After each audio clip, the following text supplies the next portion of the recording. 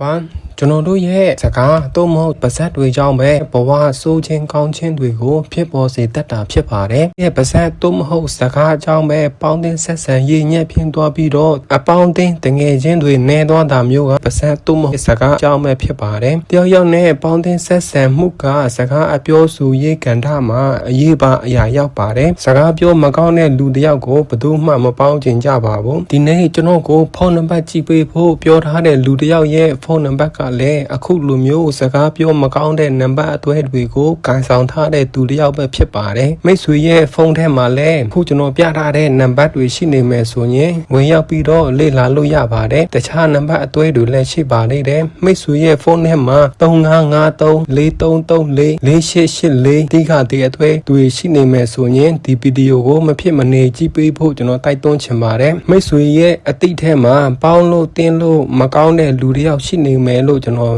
ထင်ပါတယ်ဒါမှမဟုတ်ရင်လေလူတစုကလူတယောက်ရဲ့အသင်းအဖြစ်ကိုပြောနေတာမျိုးမိတ်ဆွေတို့တွေ့ဖို့မှာပါဥပမာအဖွဲ့အစည်းတစ်ခုမှာလူတယောက်ကသူများနဲ့မတူပဲပေါင်းလို့တင်းလို့မကောင်းတဲ့သူမျိုးအစုအဖွဲ့နဲ့အလုပ်လုပ်နေရင်တောင်အစုအဖွဲ့မှာမရှိနေပဲခွဲထွက်နေတဲ့သူမျိုးမိတ်ဆွေတို့မြင်ဖို့မှာဖြစ်ပါတယ်ကျွန်တော်လည်းဒီနံပါတ်ကိုပြောရမှာအာနာလှပါတယ်ဒါပေမဲ့ဒီဖုန်းနံပါတ်ပိုင်ရှင်အနေနဲ့ကိုပြန်ပြီးတော့ဆင်ခြင်သုံးသပ်နိုင်အောင်လို့စေတနာကိုအရှိထားပြီးတော့ကျွန်တော်ပြောပေးမှာဖြစ်ပါတယ်ဆိုတော့ဖုန်းနံပါတ်က9349148မိတ်ဆွေတို့ရဲ့ဖုန်းထဲမှာလဲ93354334999911191444ဒီအသွဲတွေရှိနေမယ်ဆိုရင်လည်းတခါတည်းလေ့လာသွားပါเนาะဆိုတော့ပထမဆုံးကျွန်တော်တို့ကြည့်ရမှာက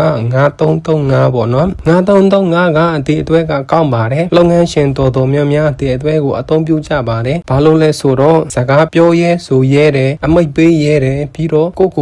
စူးစမ်းအားထုတ်မှုရှိပါတယ်အမိတ်ပေးရဲတယ်ဆိုတာကကိုစကားကအမိတ်ပေးနေတယ်လို့မျိုးဖြစ်သွားတာကိုပြောတာပါအိမ်ထဲမှာဆိုရင်လည်းကိုစကားကိုအိမ်သူအိမ်သားကိုယ့်ရဲ့ယောက်ျားတို့မဟုတ်ကိုယ့်ရဲ့မိန်းမကကိုယ့်စကားကိုနားထောင်ကြပါတယ်နားခံကြပါတယ်ပြီးတော့လူကြီးတွေရဲ့အကူအညီကိုလည်းရရှိကြတာဖြစ်ပါတယ်ဥပမာပြောရမယ်ဆိုရင်လုပ်ငန်းခွင်ထက်ကအထက်လူကြီးကကိုသူများနဲ့မတူတဲ့အခွင့်အရေးမျိုးပေးတာမျိုးကိုဆိုလိုတာဖြစ်ပါတယ်ဒါပေမဲ့ပြောလို့မရသေးပါဘူးအနောက်မှာ4334ခံနေတာဖြစ်ပါတယ်လူကြီးတွေရဲ့အခွင့်အရေးပေးခံရပေမဲ့ပတ်ဝန်းကျင်ရဲ့လောက်ပေါ်ကင်ဖတ်တွေကကိုကြည့်လို့မရတာမျိုးဖြစ်တတ်ပါတယ်ဆိုတော့ကျွန်တော်တို့4334အကြောင်းကိုပြောလိုက်ကြရအောင်เนาะ4334ကစကားပြောဆိုတဲ့နေရာမှာမကောင်းပါဘူးစကားပြောရင်သူများနားခါစေပါတယ်အပေါ်မှာကျွန်တော်ပြောခဲ့သလိုပဲစကားကနေရန်သူတွေလာတတ်ပါတယ်ပါဇက်ကနေပဲရန်သူတွေလာတတ်ပါတယ်ပါဇက်တော့မဟုတ်စကားကနေပြီးတော့မိတ်ဆွေအပေါင်းအသင်းနဲတတ်ပါတယ်ကိုက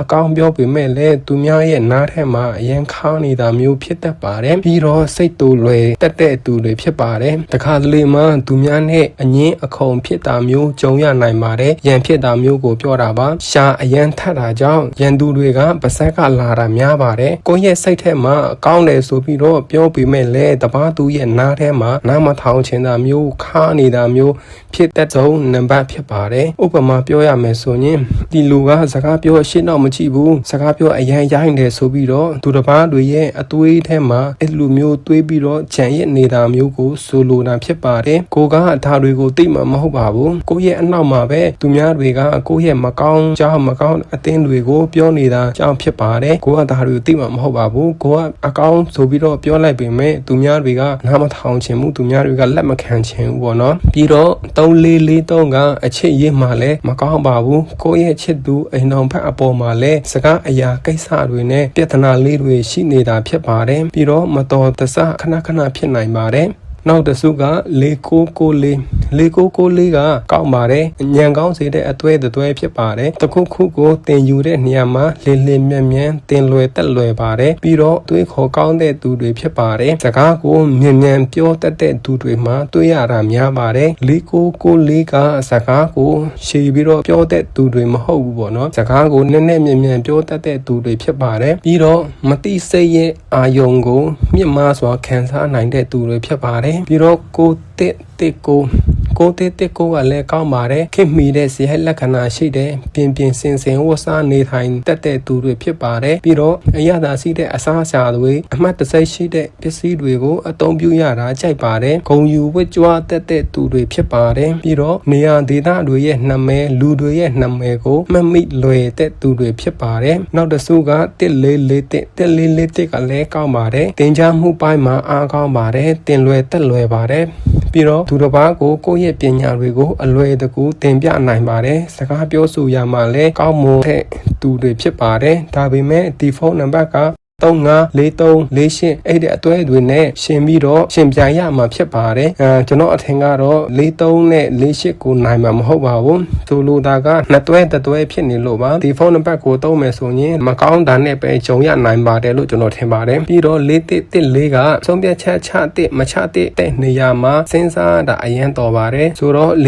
4884နောက်ဆုံးအတွဲပေါ့နော်4884ကအသုံးပြုဖို့မသိတော်ဆုံးနံပါတ်တွဲပဲဖြစ်ပါတယ်လှည့်ဖျားခံရမယ်ကိုနောက်ကျောဓာထိုးခံရနိုင်ချေအရင်များပါတယ်စကားကိုလှည့်ပြီးတော့ပြောတတ်တဲ့သူတွေမှာတွေ့ရတတ်ပါတယ်လိမ္မာပါနဲ့ဆိုစကားပြောတတ်တဲ့သူတွေဖြစ်ပါတယ်အကြက်တဲတွေထဲရောက်နေရင်တော့ကိုလွတ်မြောက်သွားအောင်ပြောဆိုနိုင်တဲ့သူတွေဖြစ်ပါတယ်4884နံပါတ်အတွဲကိုသုံးထားတဲ့သူတွေကဘဝကကောင်းကောင်းမနေရဘူးပေါ့နော်ကိုကသူများကိုမလိမ်ဘူးဆိုရင်တော့သူများကကိုလာပြီးတော့လိမ်မှာပေါ့နော်ဒီအတွဲကိုအသုံးပြုတာကြာလာတဲ့နဲ့အများကံမကောင်းမှုတွေဘဝကရှုပ်ထွေးမှုတွေနဲ့ရင်ဆိုင်ရနိုင်ပါတယ်နောက်တစ်ခုရှိပါသေးတယ်စာရွက်စာတမ်းကိစ္စတွေသူများကိုအာမခံပေးတဲ့ကိစ္စတွေကိုလုံးဝမလုပ်ဖို့ကျွန်တော်အကြံပြုပါတယ်သူများတွေကိုအာမခံပေးတဲ့ကိစ္စဆိုရင်ထောင်ချနိုင်တာပေါ့နော်ထောင်ချနိုင်ပါတယ်ပြဿနာတက်နိုင်ပါတယ်ရုံးတွေရောက်နိုင်ပါတယ်ထောင်ချနိုင်တယ်ပြဿနာတက်နိုင်တယ်ရုံးတွေရောက်နိုင်ပါတယ်သူများတွေကို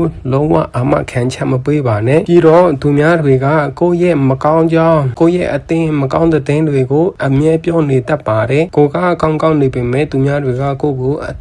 အသင်းကိုအမြဲပြောနေတတ်ပါတယ်4884သုံးထားမယ်ဆိုရင်အရှိမကောင်းတဲ့အသွဲတွေထိန်းထားမယ်ဆိုရင်ကိုသူများတွေကလာပြီးတော့တိုက်ခိုက်မှဖြစ်ပါတယ်အရှိမမကောင်းတဲ့အသွဲတွေသာရှိနေမယ်ဆိုရင်ကိုကသူများကိုတွားပြီးတော့တိုက်ခိုက်ရမှာဖြစ်ပါတယ်ကိုကလူဆိုးကြီးဖြစ်သွားမှာပေါ့နော်ဒီနံပါတ်ကလုံးဝအသုံးပြုလို့မကောင်းတဲ့အသွဲပဲဖြစ်ပါတယ်ပေါင်းနဲ့ဆက်ဆံရေးလည်းမကောင်းတဲ့အသွဲပဲဖြစ်ပါတယ်ဆိုတော့ဒီဖုန်းနံပါတ်ကဒီလောက်ပါပဲကျွန်တော်အနေနဲ့ပြောရမယ်ဆိုရင်ဒီဖုန်းနံပါတ်ကအသုံးပြုဖို့မသင့်တော်ပါဘူးပေါ့နော်ကောင်းတဲ့အသွဲတွေပါနေပေမဲ့လည်းစကားပြောဆိုတဲ့နေရာမှာလုံးဝမကောင်းတဲ့အသွဲတွေပါနေတာပေါ့နော်4334တို့4884တို့အဲ့ဒီအသွဲတွေပါနေတာကြောင့်ဒီဖုန်းကအသုံးပြုဖို့မသင့်တော်ပါဘူးဆိုတော့ကျေးဇူးတင်ပါတယ်မိတ်ဆွေအနေနဲ့ဖုန်းနံပါတ်ကြည့်ချင်တယ်ဆိုရင်ကျွန်တော်ကိုပတ်စံပေးချင်မလို့ပါဘူးကျွန်တော်ရဲ့ YouTube channel ကို subscribe နှိပ်ပြီးတော့ကူညီပေးရုံနဲ့ကျွန်တော်ဖုန်းနံပါတ်လေးတွေကိုအခမဲ့ကြည့်စုပေးပါတယ်နောက်ပြီးမှပြန်ဆောင်ကြပါမယ်